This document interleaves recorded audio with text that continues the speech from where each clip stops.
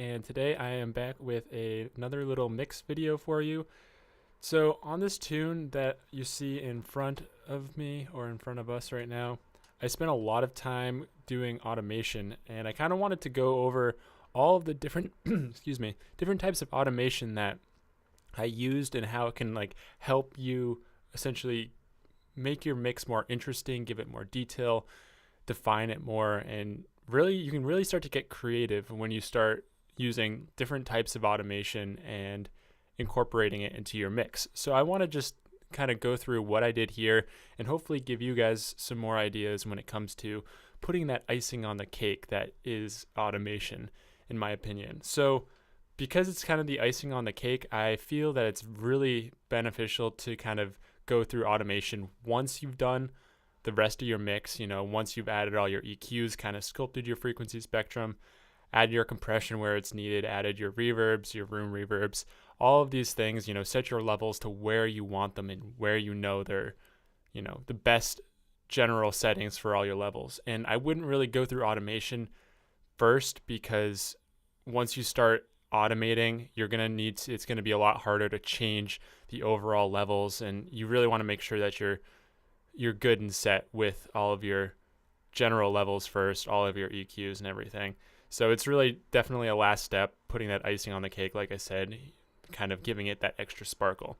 But anyways, let's start going in here, and I want to show you what I did with automation and show you the different things that you can do with automation just to make your mix more interesting.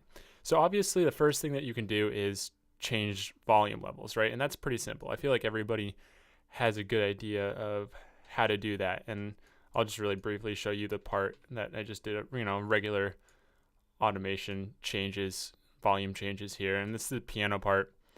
As you can see, just a couple standard, this is just a MIDI piano part, so it's pretty straightforward. I just added a couple boosts here. Take a listen.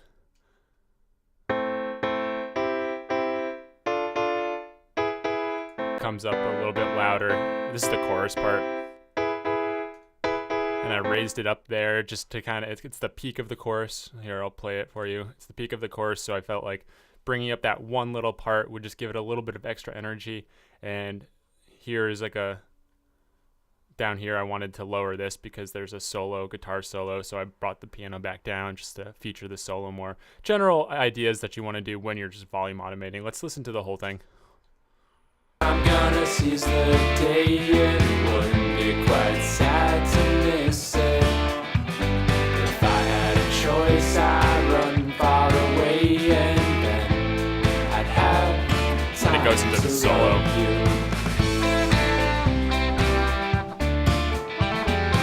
The piano is mostly texture here, so I didn't want to make it stand out too much, but yeah, just these little volume changes here and there. Basic stuff for automation. I feel like most people already know that. So I want to move on to kind of, the next step forward here, which is kind of what I would call alternating volume. And this is when you have two different pieces here. And this is a good example. I have an acoustic guitar and an electric guitar in the verse. And I'm going to solo these out just so we can kind of talk about it here. Now, bring these a little bit wider so you can actually see the volume automation.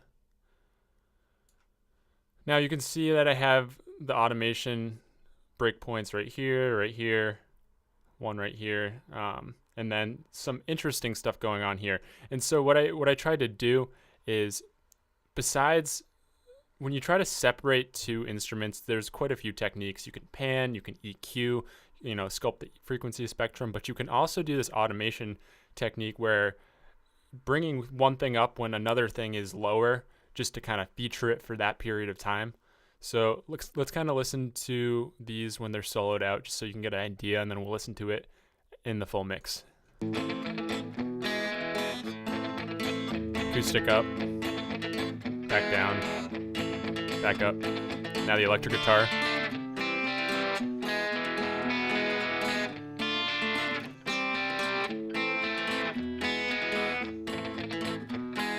Acoustic back up,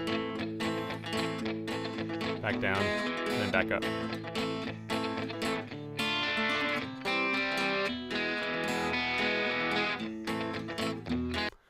So you get the general idea there, and I'll get into essentially the idea behind this like form of volume automation here in a second. But I just kind of wanted to show you like the alternating and kind of how it sounds. I'll also probably put some annotations on the screen to kind of give you a better idea of how they sound. But let's listen to it in the full mix, and I'll show you kind of the effect.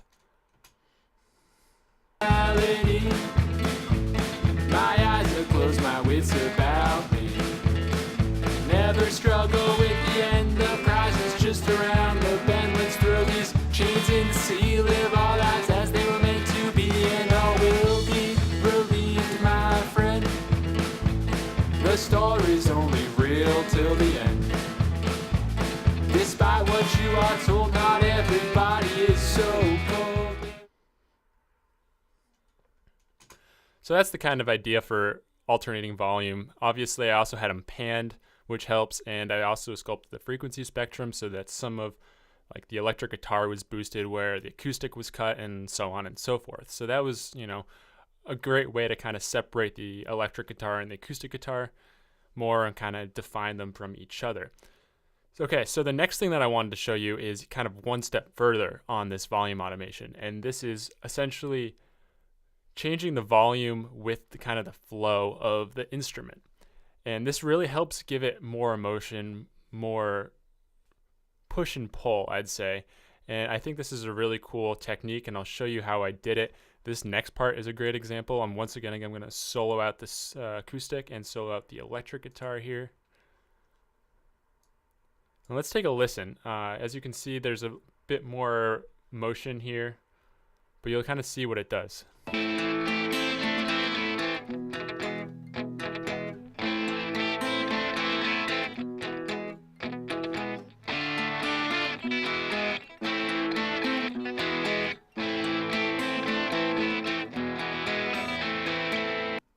So what my strategy is here is you kind of look for these peaks, one right there, and there's kind of like this one pick like right here. This is the acoustic guitar track that I'm looking at right now, and I kind of just bring up the breakpoints to where those are so that when those hits come, it's also at the top of the volume automation, and it kind of just accentuates those picks more and kind of helps to curve the volume of these parts. So I'm going to just solo out the acoustic guitar because this is a really good example, I think. And you'll kind of hear how the motion helps accentuate the guitar part in general.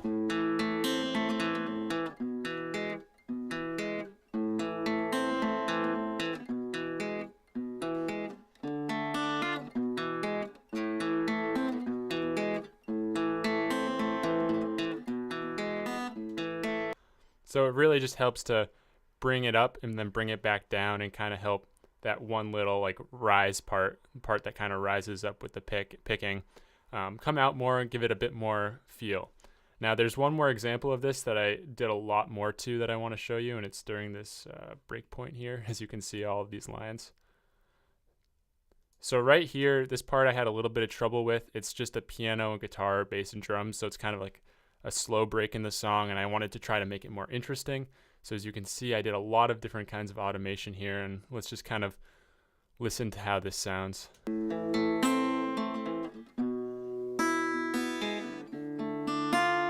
Once again, making those breakpoints hit right where those picks end up.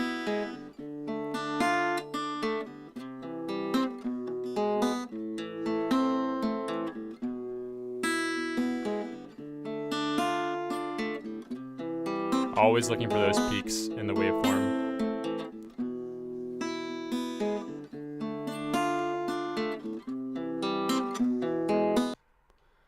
So essentially all that does is just gives it a lot more momentum, a lot more movement, and just makes the whole part more interesting. So that's something that you can do with volume, and it definitely has a different effect than just, raising like a shelf, for volume like I did with that piano part. So that's something you can do. Always look for those peaks, kind of like listen to your part, try to find where you would think the loudest part of that would be, and you can even accentuate that more with volume automation. Now the last thing that I want to show you also kind of comes in two parts, and this would be essentially effects automation, which is different than volume automation, and this is where it can get really creative and fun. I mean, I like volume automation too. As you can see, you can do a lot with it and really help the piece define it more. But let's take a look at some effects automation here. The first one that I want to show you, the first strategy that I use, is kind of creating your own track and your own separate track. And then there's also plugin automation, which I'll get into in a second. But creating your own, like a whole nother auxiliary channel right here. This is the PC delay. This means pre-chorus delay. It actually ended up being a gated reverb, but I guess I just never changed the name. But you'll get the point. So essentially what I did here is I set a setting for my gated reverb that I liked, and all I did was raise the volume up for that one part that I wanted that gated reverb. And it's during the pre-chorus. So let's just take a listen to it as a full piece here, and you'll kind of hear it, and then I'll kind of solo it out and we'll break it down a little bit more. Oh, I don't think that all these wars are helping. Why can't we see the world for the humans, not the pearls? Why can we not see? So you can kind of hear the gated reverb come up a lot, and I just wanted it in this one little phrase here of the vocal. So I'm going to solo this out again, and just to make sure that you can definitely hear it.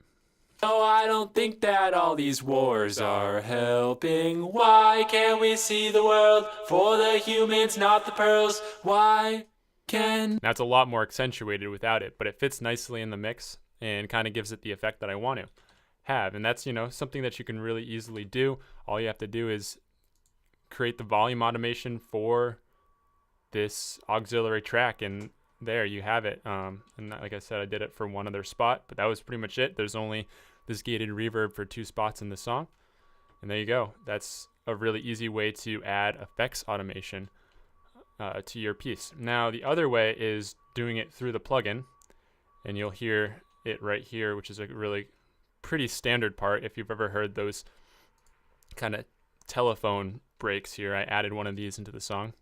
Let's listen to it as a full mix here. Life is too short, I'm gonna seize the day. It would be quite sad to miss it. If I had a choice, I'd run far away, and then I'd have time to love you. Life is too short. So it really helps kind of add like a little bit of tension and then release into the final chorus. And it's a great tactic you can use. I mean, it is overused quite a bit, but I thought it worked well here. And let me show you how I did it. It's pretty cool, and I mean, it's a little bit tricky if you don't know what you're doing, but otherwise, once you figure it out, it's pretty straightforward. So what I did, and this is going to be different for every digital audio workstation you use. I'm not sure if it's like how to do it exactly on like something like Logic or Ableton, but every digital audio station, I guarantee, has a way to add plugin automation. It's a pretty standard practice. You just gotta look for how to do it. So essentially, you'll see here that I have, this is my back vocals, which what I did was I sang the part farther away, and this is the close-up vocal. So what I did is on this part, I just used the back vocals, and I added these 2 plugins here, which is just a general EQ and a lo-fi plugin, which essentially kind of adds a little bit of bit distortion. So it sounds a little bit more like a telephone, which is kind of what I was going for. Now, what I did was I automated this plugin, and what you'll notice is that before I start here, it's normal. It doesn't have any high pass or low pass filters going. And as it comes to this part, you'll see it comes into the band pass with even a little boost around 2K. And then it goes back out once the next chorus comes in. So how did I do that? Oops, I didn't mean to get rid of that there. So with Pro Tools, you have this button up here, automation, and you can choose the settings pretty much any of these settings from here and add them to the automation curve. And what you do from there is, like, you can see I have a high pass frequency, a mid band gain, which was the boost to 2K, and the low pass frequency. And now that we have those added in to our track, what we can do is we can go into our track. This is once again our back vocals. I can go down here and go to our EQ, and we can see our high pass. Do it for both here. So this is our high pass filter, and you can see that it's normal up until this point where we decided we wanted the telephone effect. And then from here, we automated it. So it's up to 601 hertz. Same for this one. And then right when it kind of comes back in, I have time to love you. Comes back in right here, and I just dropped it down back into the chorus here.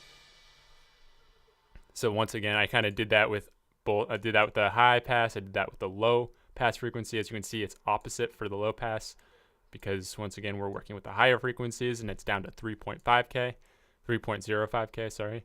And then once again, right before it goes back into the chorus, I brought it back up. And the same thing with the mid band gain. And once again, I only added it to around 2K. I only boosted it around 5 dB. And something interesting to note here is you'll see that it's not an actual frequency, and that's because I added not the mid-band frequency, but the mid-band gain, because I had already set my frequency in my plugin, because I knew that the frequency wasn't going to be changing. The only thing that was going to be changing was the gain. And as you can see, that it has this green light here, and that means there's the automation on this gain. So that's essentially all of the kind of automations that I used in this whole piece to kind of make it more interesting and just kind of put more of my creativity with mixing into the piece, make it more interesting. And you'll hear a lot of like high production pieces have a lot of this kind of stuff going on, and this is how you can kind of just take your mix to the next level. So hopefully you guys pick some stuff up from this. I had a lot of fun showing you guys, and until next time, hope you guys are having a great day.